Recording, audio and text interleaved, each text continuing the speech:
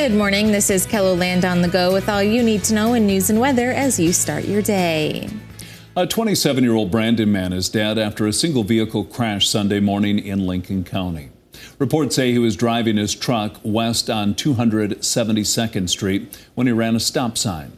The car went airborne and struck an embankment. The driver was pronounced dead at the scene. He was not wearing a seatbelt. Alcohol use is under investigation. A 34-year-old man is dead in a wrong-way crash on Interstate 90 in western South Dakota.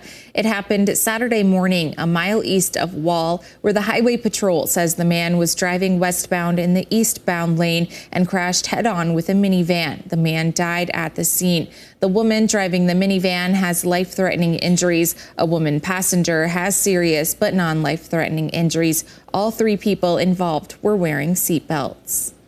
Sioux Falls police are asking for the public's help in locating 13-year-old Carlos Castillo.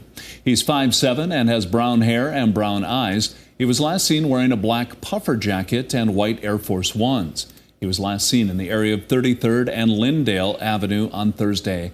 If you have any information on his whereabouts, you're asked to contact the Sioux Falls Police Department. Now let's get a check on our weather with meteorologist Brian Karstens. Good morning, Brian. All right, good morning. As we look at your work week weather, it looks like fairly quiet conditions today, a little cooler. Temperatures this afternoon, low 30s, Sioux Falls and Aberdeen. Mostly sunny skies, 38 in Pierre, 50 degrees in Rapid City. That's a quick look at weather. What's next for Christmas, you ask? Well, we've got an interesting outlook on that subject, and we'll detail that coming up in just a few minutes. Thank you, Brian. We now know who South Dakota State University will play in next month's FCS National Championship in Frisco, Texas. If you want to see the championship game between the Jacks and Grizzlies in person, KELOLAND Media Group is once again hosting a VIP FANFare trip to Frisco.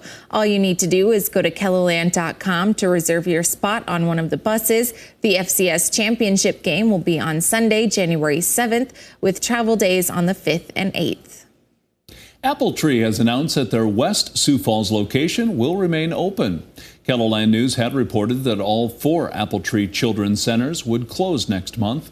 Apple Tree West Director Amy Hoff confirmed to KELOLAND News last night that her center will remain open and that former Apple Tree Executive Director and Sioux Falls businessman Pete Nelson will be taking over financial responsibility for the center while Hoff and her team continue day-to-day operations. The announcement of the Apple Tree closures had come on the heels of years of discussion surrounding the child care crisis in South Dakota. We expect to learn more information later today. Stay with us as we continue following this story. A Sioux Falls teen is using his love of filmmaking to tell the impactful story of his cousin, Lucy. Sean Baker began the documentary We Love Lucy back in late 2021.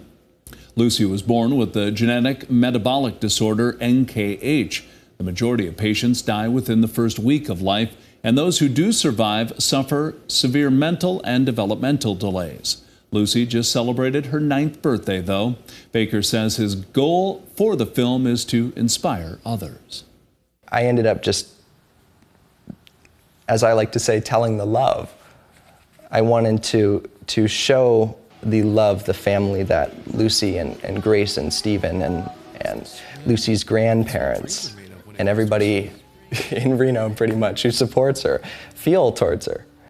We Love Lucy is available to stream online at Sean's website with 25% of sales going toward NKH research.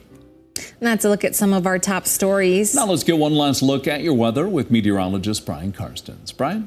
All right, our weather update today as we look at our forecast. First of all, we see temperatures likely topping out into the, well, for the most part, 30s in the east. We have 40s in central and even 50-degree weather in far western South Dakota. So overall, that's going to be the starting point here. Can we find more 50s in the forecast? Absolutely. I think that's going to be very likely for portions of western KELOLAND, not just today, but also tomorrow. It's what's coming up later on in the forecast. It's a little more interesting. You can see that our precipitation forecast starting Christmas Eve into Christmas Day is already showing quite a bit of water, a lot of moisture coming up from the Gulf of Mexico. You can see that all the way from Louisiana, Texas, up into South Dakota. The question will be how much of that will be rain, how much will be snow, and there'll be a lot of things to detail about that. However, there still is the potential that we will develop some accumulating snow starting sometime around Christmas Day or the day after. Not a guarantee that that's all going to come together, but it is definitely something we're evaluating and watching. Make sure you stay plugged in on the forecast. All right, here are some details here for today. 34 in Mitchell, 50 degrees in Rapid City, 51 in Custer. Outlook for tonight, low temperatures will drop back into the teens and mid-20s. Tomorrow will likely return to upper 50s in Rapid City. Sioux Falls area, middle 40s. Here's a look at your 7-day forecast. We've got mid to upper 40s likely through the end of the week.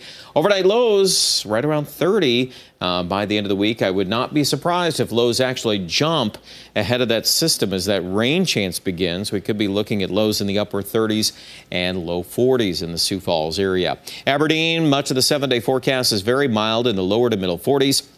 And lows at night, mid to upper 20s.